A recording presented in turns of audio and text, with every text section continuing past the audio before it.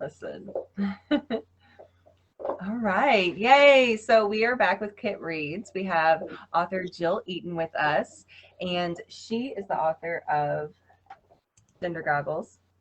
And you can see I have my copy flagged, and there's lots of underlining in here. Jill, do you want to tell us a little bit about yourself? I mean, I can give a little spiel in your book, but I think it'd probably be better to hear it from you. Sure. So I worked in the IT industry for 33 years. Went from a developer up to an executive level, and was an executive the last 15 years of my career. So what does that have to do with Gender Goggles? Nothing. But while I was doing that, we created a women in IT group, and I was asked to find a way to communicate to women how they could communicate better in the workplace. So I started doing research, and I stumbled upon this research that had to do with gender. And while I gave the presentation on how women could communicate better, I threw a little bit of the gender stuff in there, and people were like, whoa, wait. They very much resonated with that information. And so after that, I threw away the other communication stuff, and I just started presenting on the gender stuff. And my boss at that time was Bob, and those of you who've read the book will know who Bob is. He said, hey, that's really interesting information. Can you share that with our staff? So I presented it to the staff. And then they all thought it was interesting, so I presented to all their staffs. And from there, it kind of went viral. And I also had an opportunity to present at a Women Influencing Louisville conference. And from there, it definitely went viral. So I've been doing this presentation on gender communication for probably the last 10 years of my career.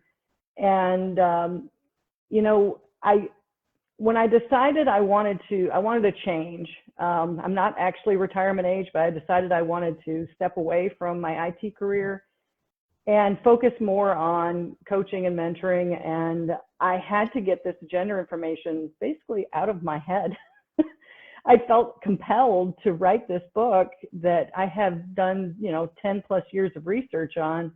And, I just really wanted to share it with people, because every time I present or every time I have a discussion with people, it seems to open their eyes or resonate to a point where it's like, I don't think we're talking about this enough. And I think, in today's age, we just don't talk about it at all. And when I first started my career, we didn't talk about it at all. So I really felt a need that we needed to just start a conversation. I appreciate this. I wish that I found this book, or I wish you'd written this book like 10, 15 years ago. Because Katie and I were finishing it up, and we were rereading some sections, and we went through, and like when we were done and talking about it ourselves, we're just like, this is like a how-to guide, like what not to do and what to do. And I just think about like all my past like work relationships and like my personal relationships and friendships. It's like, well, hell's bells, if I'd known this stuff, like things could have gone really a lot differently for me. So I love it. What I love about it is like it's unapologetic from like either gender side, and it's so like it's not it's not necessarily like a book for women. Like it really truly is like the gender, the spectrum, no matter where you are, you learn something, and it's very unapologetic and very like science driven. And I do have a question about Bob. So Bob is probably not his real name, but is Bob a real person? Like, is he one person? Bob is a real person. Yeah, he is not his name. He retired. He's probably 10 or 12 years older than me. So he retired a while ago. And it wasn't until Bob left that I realized what an impact and what a wonderful leader he was, and a people leader. And it wasn't just an advocate for women. He was a great people developer. And I'm telling you, the number of leaders that ended up in the corporation as a result of coming out of his team was phenomenal. I mean, he saw his job as just creating leaders, and that's what he did. And it didn't matter what diversity, box you ticked. He didn't care. He was just developing people and did a fantastic job of it. I love that the examples that you used, and you know, the analogies and stuff that they were generic enough to be very relatable, but specific enough that like you can see that happening. Like there's another book that I read right before your book, and I'm not going to say the name. I didn't like, once I read your book, I was like, oh my gosh, this is so much better. Because I felt like the other book was like throwing things out there, and like, I don't know, the examples that you used, like I said, they were generic enough, like Project XYZ, you know, and Bob, and you know, it was just very relatable, and didn't like inflate, you know, anything. It felt And organic too. Like, yeah, very organic. it didn't feel like it was like a dialogue was created for this particular example or whatever that the previous, that I know what book you're talking about. We've discussed it several times, even on KHIT reads. Just how for most of it was just unrelatable. So yeah, and unapologetic. Like I feel like the other book was very like, oh, you know, because you're a woman, you should do this. Where like Jill, your book is like, if you want to be successful, these are some tools that will help you be successful. And like the framing sentences, I love those. Like I'm about to say something super real right now. It's not, you know, it's not to hurt anybody's feelings. I just don't have time to mess around, and I'm gonna be very honest right now, you know. John, Rebecca, do you have anything to say about Bob? I love Bob. I thought Bob was a culmination of people. So to find out that Bob is one person, I think is super awesome. And I honestly really wish he wasn't retired, because I'd probably ask you where he was just so I could hang out with him for a little bit. It sounds like I do go to lunch with him occasionally. He's awesome. If he would invite us, we would totally pick up the tab. So. Yeah, Bob has a fan club. Yes, for sure. So I think that's super, super awesome. Mm-hmm. John, what about you?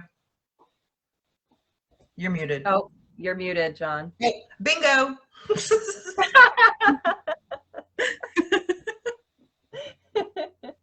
okay, Aaron. No, John, you got to go to the three dots and the device settings. If he's in full screen, he may not have three dots. Like I don't have three dots right now. Mine are just at the bottom. How about now? Yes. Y'all saw me change it earlier. How to go back? I don't know. Well, I guess I won't mute again. I'll just keep my mouth shut. But nothing, and Katie knows that's impossible for me. But with the interesting thing here, you know, being the guy, the token guy here in the room, when Katie said, "Hey, read this book called Gendergoggles," I went, "Oh Lord, you know, gonna beat me up about being a guy," you know. And I come from an IT background too, and I had a leader for a while that was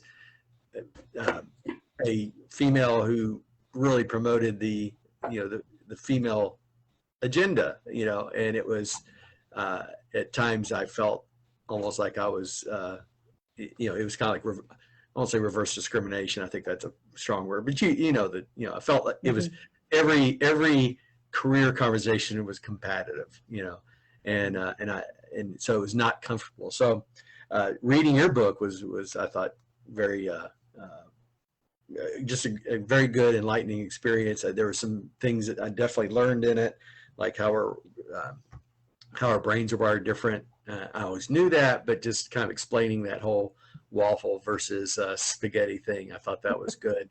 And that's my favorite. Explains a lot. I tried to explain it to my wife. She still didn't get it.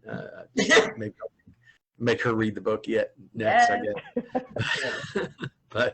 But no, there's just a lot of really good practical stuff, and I think male, female, if you're in a mixed gender world, which we all are, it's a great read. And Katie knows this. I have more female clients than male, so I've actually turned it on to a couple other clients as well to read it as well. So It's just so like John, and just a plug for John real quick. That he does is because, you know, my husband who works with KHIT as well, he's like, you know, how come John tells you the same thing and you never listen to me, but you listen to John says it. John invites me there, and then I'm like, no, I'm going to go over here. And John's like, okay. And then every once in a while he's like, but don't forget about this place. And I'm like, no, I'm fine. And then, like, you know, 3 months later, I'm like, hey, John, I want to go here. And he's like, okay. about time. Yeah. And so, you know, that's what it's like we talked about, which we've made some norms from KHIT after reading this about, you know, because even though, like, and Jill, I love what you said about the, you know, gender spectrum. Like, it's not just, you know, one or the other, but when the four of us girls get together and somebody complains about something, we're like, let's fix it. Let's go. Come on, wait, stop, you know. And so we, you know, we set that norm where if you want to just complain about something without a solution, say it, you know, use that framing. Hey, I'm about to complain about this client. Not that we ever complain about our clients. But I'm going to complain and I don't need a solution. I just need you guys to, like, you know, like I needed from that other person. Like, yeah, that's awful. How dare she, you know? And then we move on, you know? So that was really good.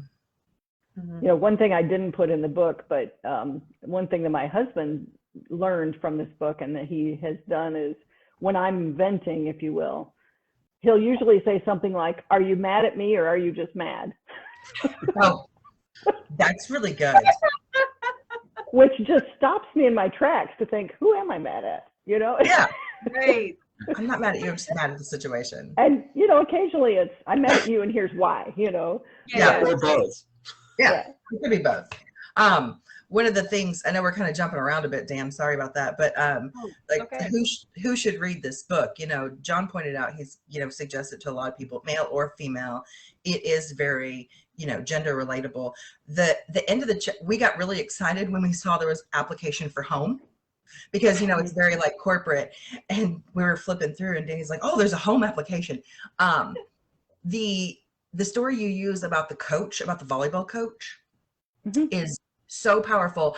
I wanted to copy that, and like, I may just buy a copy forever, like, because I'm on the school board and my niece also plays volleyball and she has a male coach, and, you know, he did the thing in the book that you're not supposed to do, and like that whole power dead even is so powerful. Oh my gosh. Yeah. Everybody needs to know, principals need to know about that, executives need to know about that, coaches need to know about that, you know, and the fact that women think their work speaks for itself, you know.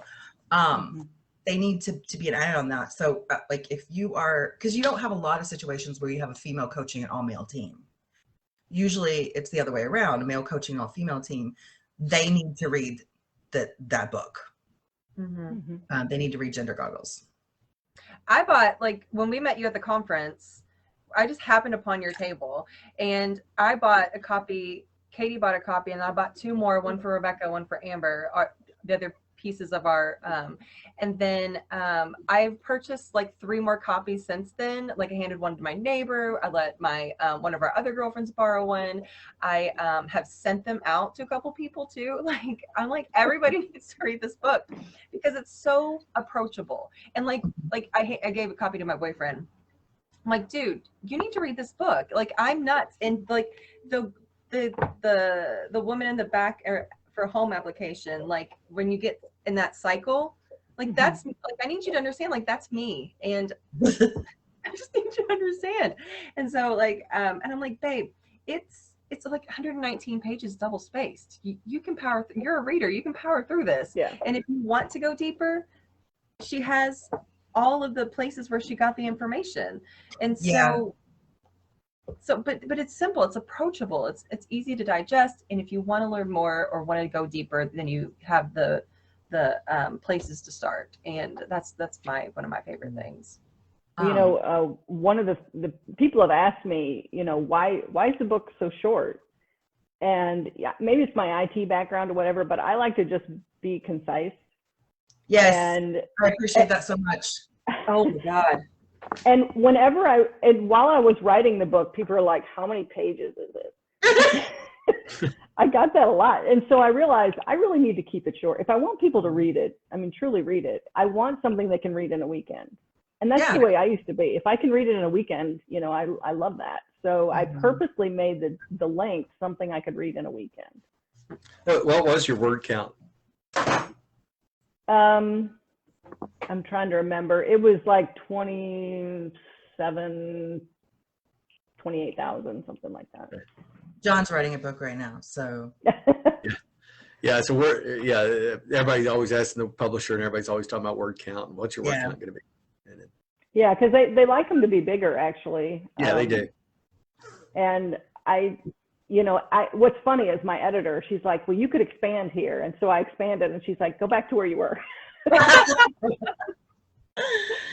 Because I was just adding filler, but not content. Is really what's happening. I think it's great. Somebody posted on our Facebook page recently, he was upset about something, and I was like, first of all, that post has way too many words in it. Like, I can't even read that post. It's got too many words in it. It was just a post, like a comment. It wasn't even a post. Oh, yeah. We got our first nasty gram. Yeah. So what about, what was the most surprising, John, Rebecca, Dani, what was the most surprising part of the book for you? Like, what did you learn? You were like, holy cow. I think for me, it was kind of like a self-realization of the fact that, like, I know you probably don't even realize it, but like, I'll call you on Monday and be like, here's all the things I'm doing, and this is where I'm at on everything. And I realized that, like, most females don't do that to female bosses. But my first, until probably about 4 or 5 years ago, I'd never had a female boss. I'd always had male bosses through high school, college, and out of college. I never had female bosses. And so I realized that I give updates like you would to a man, but I think I learned it because I'd never had a female boss. And she calls me on Monday, I'm like, yeah, you're like, do you need anything? And I'm like, no, this is just what I'm doing. And she's like, okay. Call me if you need help. Call me if you need anything. But I realize that it probably doesn't even make sense, and no one else probably does it. But I think it's just because I've always had to answer to men, and they were always, where you at on this? What are you doing? Well, like, you just sit at your desk and play Candy Crush all day? Like, they want to know what's going on. When I first started working for KHIT full time, I had like a Google task list of things that I was working on each week that I shared with Katie and Amber, because I just wanted them to know what I was doing, because I felt like I needed to explain myself. Even female leaders need to know what you're working on, though. So it's really better to over communicate than under communicate. That's true. That's what. Yeah. Yeah. What about you, John? Well, I think we talked about this, and back to this, spaghetti versus waffles. I've got an executive coaching client who she reports to the CEO of the company, and she just gets frustrated with them all the time. And I worked with her in trying to learn how to compartmentalize, put his stuff in a box and compartmentalize it. And she just, it just wasn't going anywhere. And I'm like, why can I get, not get this across to her on how to compartmentalize her relationship with him and deal with it in that way. And then I read, that chapter and went, oh, she just can't even, no wonder her brain's spaghetti, and she can't, the idea of compartmentalizing that is just impossible to her. So we've backed up and trying some different things, but it is interesting. Some things that just because of our gender and the way our biology, I guess, and makes some things just harder to do, and we have to approach things differently.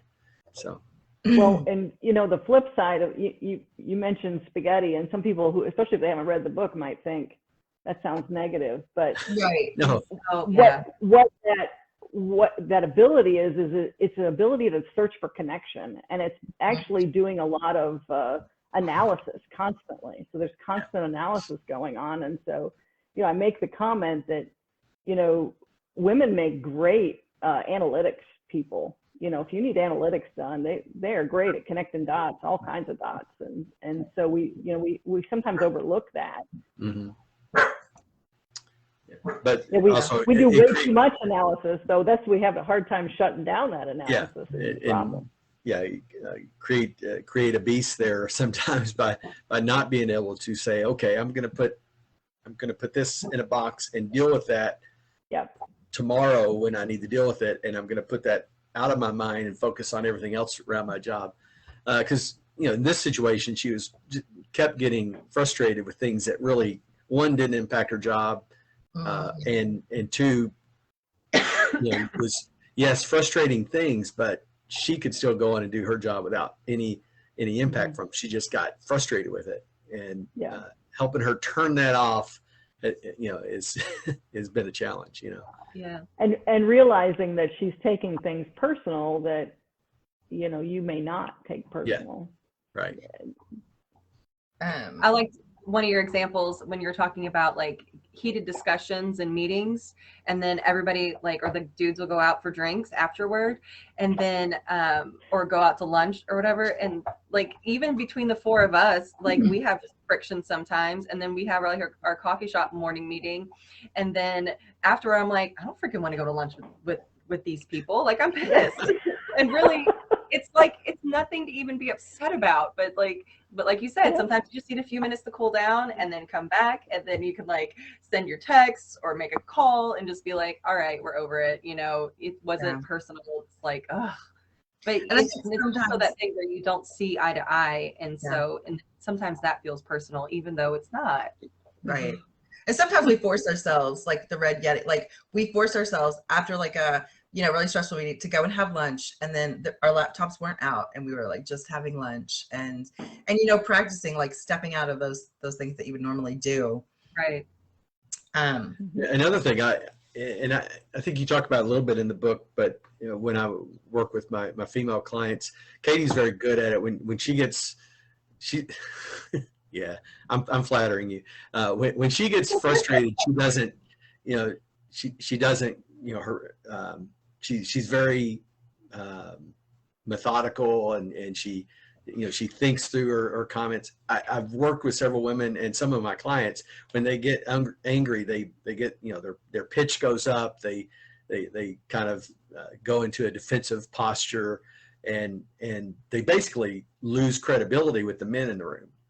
And I've seen this happen throughout my career with women who are very talented and everything else, but they get in this situation where they I don't know, they just they in worst cases they start even maybe getting emotional and crying and stuff like that. I hate leaky eyeballs are the worst. And so so Katie's great at, man, she keeps it very real but very professional and that sort of thing. Just curious, from your standpoint, what advice do you give to women about how to maintain their composure when things do get hot and not come off sounding, and apologize, whiny or bitchy or whatever? It's harder for women. You're at a little bit of a disadvantage just from your vocal standpoint, because when your pitch goes up, all that kind of stuff. And so I just love to get your input. Maybe I can share it with people from.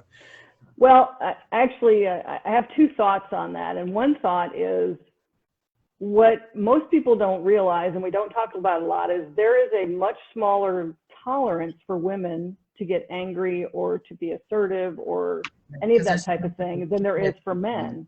Right. And so a man can get angry and not lose any credibility. Right. But a woman raises her voice and all of a sudden they think she's gone hysterical. Yeah. And so I struggle with that, because it's the problem is more on the recipient end than it is on the giver end. Why my husband's in like, why some cases. I was like, I'm not yelling. I can show you yelling. Sounds like. Yeah. Right. So I struggle with that a little bit, and maybe it's just my own bias on that one. But what I tell women is, keep to the data, try to control your emotion. If you need to, leave the room and come back. I mean, it's all about controlling, your voice and all that. But half of me says, why should we have to do that? So being really, honest, I would say this is one of those things that I still struggle with post writing the book. And when I'm doing coaching and mentoring with people, is one of the things they struggle most with is that there's no perfect level of assertiveness and there's no perfect level of angry that we can be. It depends on the person who's receiving it as to what tolerance they have for me being assertive or angry and how well they know me. So I struggle with that one because I don't have an answer for it. You know, other than we have to be as controlled as we can, but then we get labeled as cold, or, you know, because we're, Right. then we have no emotion at all. Yeah. So it's a real, I don't know, tightrope that we have to walk. And I wish that the conversation were more, how can we have a more accepting view of a woman who gets a little more angry or a little more assertive? Is that harming the conversation at all? Because I think that we're socialized that if a woman is angry, you know, if mama ain't happy, ain't nobody happy. And Right. so everybody's like, oh no, we need to stop everything and make sure that, you know, she's okay. And I think that that's the wrong reaction to a woman being assertive or being angry. So I know that wasn't an answer, the answer you were hoping for your question, but it is something that I still struggle with when I'm mentoring women, because all the women are struggling with it. Do you think it would help, like on the recipient side, like a desensitization? Like every time John coaches us, someone cries. Like every time we do like a group thing, like the first time Rebecca cried, I think Dani cried afterwards. Last time I was crying.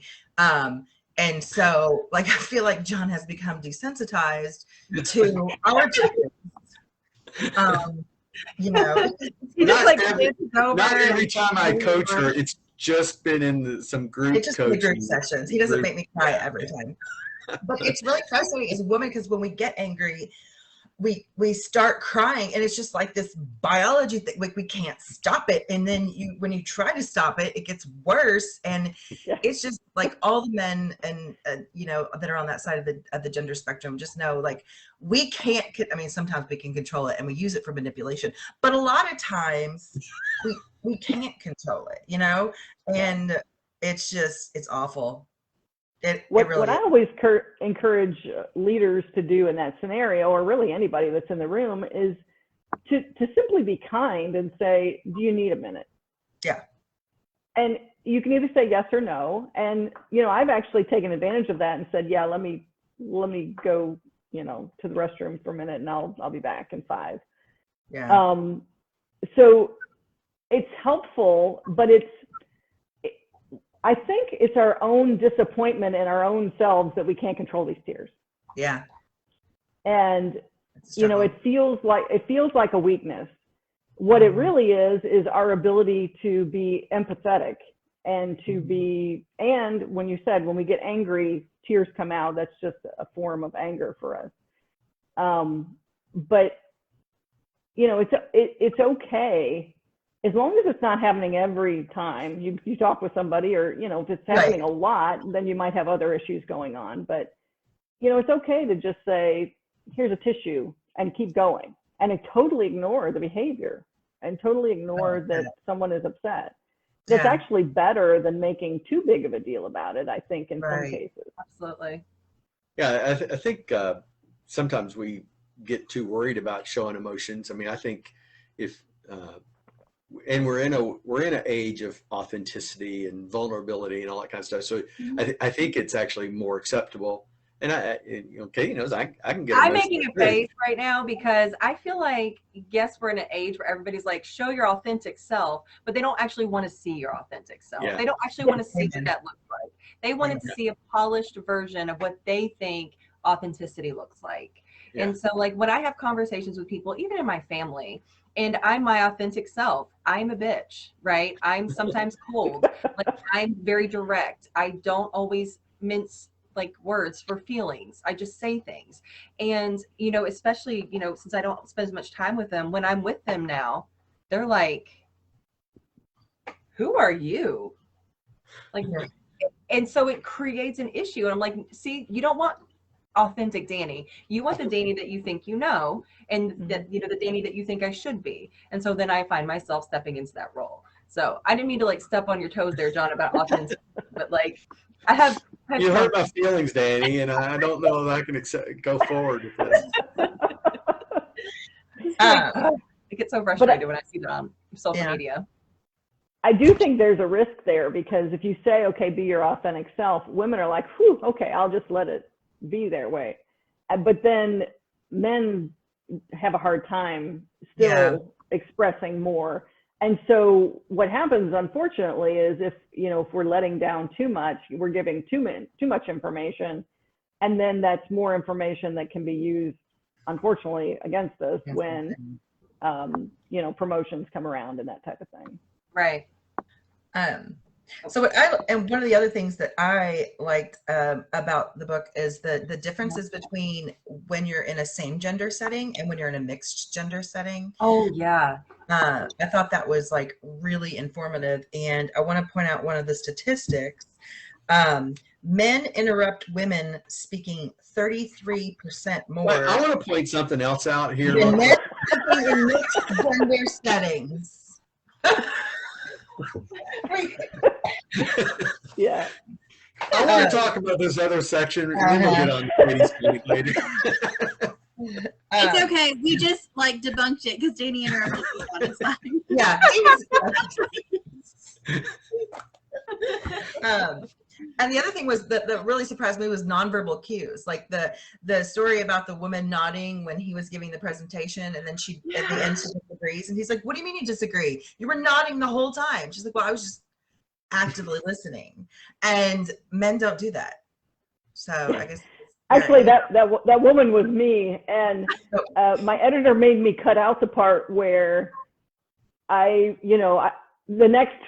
was treating him like he was my brother or something. It's like, yeah, I was active listening, and I was just short of sticking my tongue out at him. It was like, how could you not realize that's active listening? Right. My response to him was actually snarky, which it should not have been, but I was being a little too authentic in that meeting. And, I think that's hard when you have, because there are 7, 8 of us, in KHIT, and the girls, I think are, besides the fact that we're in the same time zone and we all got up in the morning rather than the afternoon, we're a little closer. And I think that causes, it's harder to have that definition between, treating someone like a sister or brother and, being professional. And I think that's sometimes a hard line as well. Do you feel like? I think it's actually healthy if a team gets to where they feel like a family. I don't have a problem with that, as long as they can handle the full family dynamic. Yeah. Yeah. So I also really liked about how men joke. And when Dani and I read this, we thought about the 4 of us and how we, joke with Rebecca and Amber. She's not with us this morning, but she's, kind of the other 4, and, how men joke versus how women joke. And women can be more self-deprecating, where men make fun of each other. And so we're like, do we make fun of it? What do we do that? Do we do that? So, but then in the next thing, Jennifer made fun of me. So that was like, oh, we do make fun of each other. You have to be close though in relationships for that to happen. Yeah. I learned that I don't know, midway through my career in a corporate IT setting. I worked with several females, and there was one woman that she dished it out a lot, and I dished it back to her one time, and didn't go over well at all. In fact, I mean, she actually went over my head and complained. Wow. Yeah, and I'm like, wait a minute. Did you say she had a big butt or something, John? No, I was. It wasn't anything personal, and actually, it was kind of one of those self-deprecating as a team. Hey, I think I said we're all being something here, and meaning we're all kind of complaining and fighting, and I was threw myself into that, but she took it personally, and I'm like, I've known you for years. And I've known you dish it out I've seen you dish it out, but boy, as soon as it came back at you, it didn't go over well. So then I got extra cautious, which I think that doesn't work well for women either. When Yeah. you're afraid to joke with you because afraid you'll go Right. to run to HR or whatever. That doesn't help either. Yeah. And one of the things for your book that we're going to do, we've decided as the 4 girls that every time we go to a networking event and there's a group of men, we're going to walk into it and see if they stop talking. What are you guys talking about? Fun experiments. I love it. Yeah. In the book, remember that she did the, like if it's a group of men and a woman walks in, they'll stop talking. But if it's a group of women and a man walks up, they'll, move the circle to include him and things like that. So I'm afraid to walk up to a group of women. I don't know about it. Really? Try it. You should try it. They'll include you'll be surprised. They'll open right up and let you in. Yeah. So men, we're just gonna walk in and see if they stop talking. Be like, what are you guys talking about? Like, nothing. Yeah. What are you thinking about? Nothing. Meeting's over. Yeah, meeting's over. Yeah, watch them disperse. Yep. It'll be like dogs chasing birds. What's interesting in those statistics is that when you add one diverse person to a group, the group automatically becomes more inclusive. So, I think that in itself says a lot about diversity in the workplace. The more diversity you add, the more inclusive the behavior becomes. Now, you could say, well, everybody gets a little less comfortable. Kind of, that's what's happening. But in the net result, especially in any environment, is you get a better dynamic. You get a better result. So it's interesting because I've had men in particular say, we had no fear. Basically, we have our camaraderie and we're talking, and then a woman walks in and we're afraid we'll say the wrong thing. So then we kind of, the dynamic shifts. And, I heard that a lot early in my career because I was in an all male dominated field and I was like the only woman coming in. And so I could tell that there was, if they're all having a conversation and they start cussing or something, and then they turn to me and go, "Oh, sorry." Because it shifted the dynamics. Like, okay, all of a sudden there's a lady present.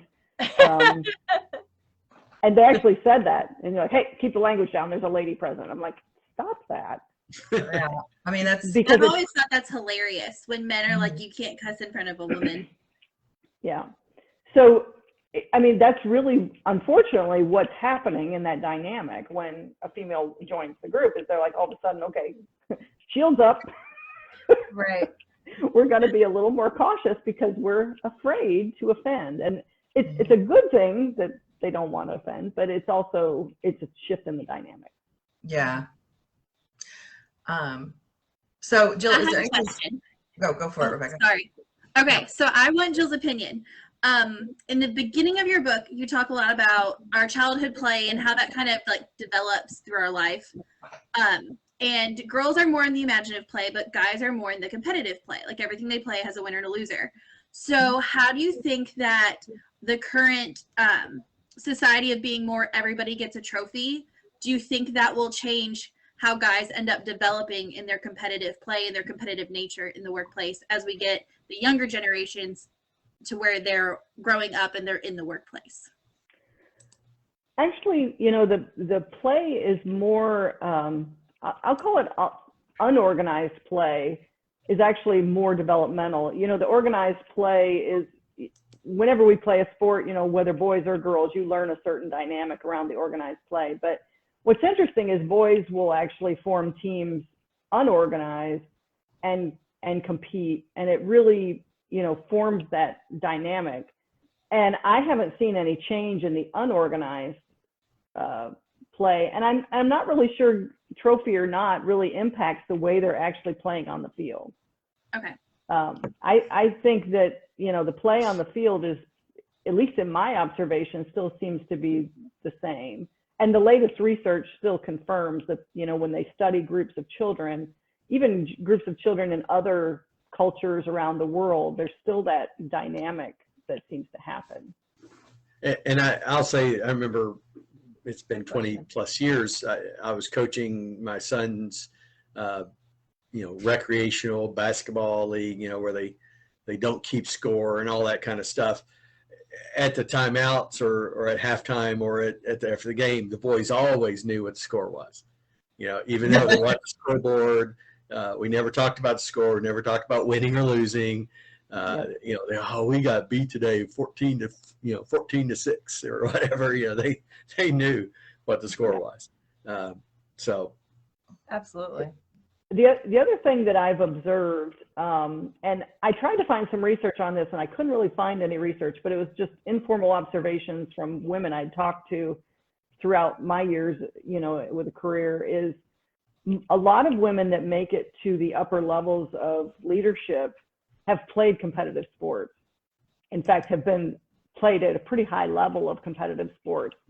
And so they got the advantage of a lot of that competitiveness, that aggressiveness, that learning to play with people you don't like, all that kind of thing, by playing competitive sports. So it turned out to be some advantage to them in adapting their behavior at the right times. Nice. Dani, do you want to ask that question you just added? Oh, what are you reading right now? Jill? What am I reading right now? Do you keep something she can read in a weekend? I always have two books going. I have one audiobook going and one book on my Kindle going all the time. And one's usually fiction and one's usually nonfiction. Nice. The nonfiction book, I'm trying to remember the name of it. I can't remember the name of it.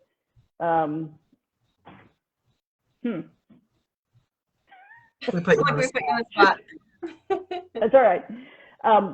The one that I was getting ready to put on my list was the new Brene Brown book. I always like to read Brene Brown. I don't know if you've read any of her stuff, but it's all about, she's a researcher on vulnerability, and she does a lot of research around the workplace and everything. And I think her stuff is always spot on, and she does a lot of really good research around it.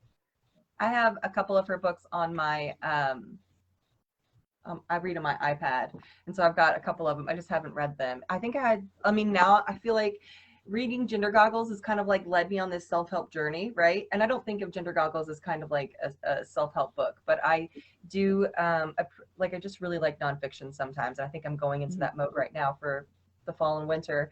But I'm reading Attached. I've got Mating in Captivity by Esther Perel, and I've got what's the other one I've been pushing lately? Oh, How Not to Die Alone. And so I'm reading all these fun books that are just good for thinking, I should say. But I've reflection, yeah. So that's where I'm at. So John, Rebecca, any other questions or comments? If you have a Kindle, Jill's book is on Kindle Unlimited, so you can definitely grab that too. If you have a Kindle, look it up, because I know I actually I have the hard copy, but I actually read it on my Kindle. I did too. And by the way, if you have Audible and Kindle on your phone or your iPad, it switches back and forth for you. So when I'm getting my facials, I listen to the audio, and then when I'm sitting in a doctor's office, if I open the Kindle, it will jump to where I was in the audio. So blew your dog's mind too. John, anything else? No, in fact, I appreciate that. I did not know that. I have not done much with Audible. I prefer to read, but I do too. But when you're cooking in the face, I usually do. I usually do podcasts when I'm listening. Yeah, but Jill, any lingering thoughts? Closing. Well, the thought I always try to leave with people is everybody is unique, and you can't assume just by looking at them, just like any diversity or any personality, what someone's type is. You really have to treat every person as an individual. And, that's the beauty of diversity, and the beauty of really making relationships with other people is getting to know who they are uniquely. And, we talk a lot about the extremes, but really every person is so different, and value that in them and understand what their unique value is. So that's I don't like people to just get stuck on the the ends. I like them to understand that we're all so different, and just because I'm female doesn't mean I'm on the female end of the spectrum, which hence Yeah. I'm not. Yeah, oh, sure. You're in a safe place here. Do you still do talks or workshops or anything? I do, actually. I've got a talk coming up this Friday with a very large corporation, and I'm not sure if I'm allowed to say who it is. So. That's okay. But if someone wanted to get in touch with you to schedule something or to talk, how should they reach out? I have a gendergoggles@gmail.com. Okay. So they can do that. They can get me on Facebook. I have an Instagram account, a Gender Goggles account on Instagram. So Nice. feel free to look me up on any of the social media. Oh, I also found you on LinkedIn. So I posted on I'm LinkedIn. on LinkedIn. Mm-hmm. Are you on Twitter? I forget. I think I have a handle on Twitter, although I'm not very active. Right. Well, there's lots of different ways to get you. So I stalked you for a while before, of course. So yeah, when we post this video, I mean, it's live right now, but we'll post it on all the social media platforms. So we'll also let them know how to get a hold of you. And John, if anybody wants a coach and someone who understands gender spectrum, how would they get a hold of you? I'm on LinkedIn and Facebook and everything. John K. Jennings on LinkedIn and Twitter, and just all the social media. Nice. We'll put that on there as well. And of course, we're KHIT Consulting. We are all the genders. But there's definitely a gender in charge. Oh yeah. Oh yeah. It's and it's times 4. Yes, it is. It is the 4. I feel so bad for all people who work with us. Dani, any other closing statements? I'm just happy that we were finally able to talk. And now when I am talking about it, I'm like, oh, you can look at our interview with her on YouTube. Like, read the book.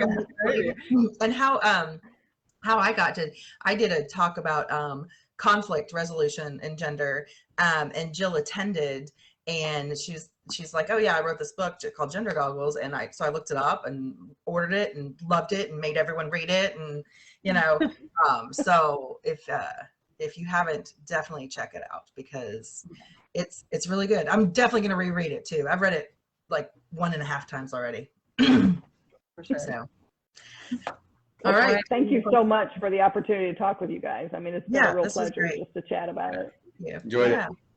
Thank you for coming on today. You guys have a great, fantastic, wonderful day, Tuesday. Bye, everyone. See you guys later. See you. Bye. Bye.